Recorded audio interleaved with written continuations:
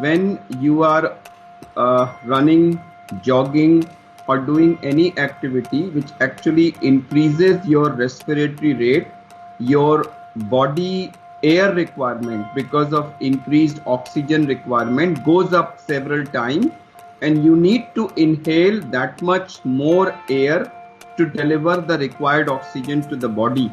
And if by any means, if you block the free flow of air into your windpipe and thence into the lungs, you are under supplying air and therefore oxygen to your body.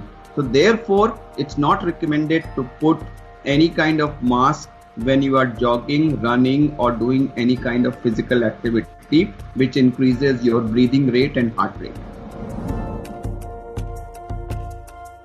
Anything put in front of your nose will cause some kind of obstruction to the flow of air. Now, the amount of obstruction will depend on the thickness. For example, right now, I have this 3-layer cloth mask. If I was to run using this, there will be a certain amount of obstruction.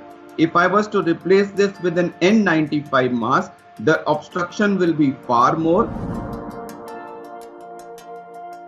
N95, which has a lot of resistance to the passage of air, it will lead to decreased amount of oxygen and will also lead to buildup of air, because all these kind of masks, something like N95, there is a certain amount of rebreathing that takes place, which means when you exhale the air, the entire air doesn't go out. Some of it remains within the mask and you re-inhale it in your next breath, which leads to use of your exhaled air, and that leads in a long period of time, that leads to buildup of CO2. When you are exercising, you need more oxygen and you are building up more CO2.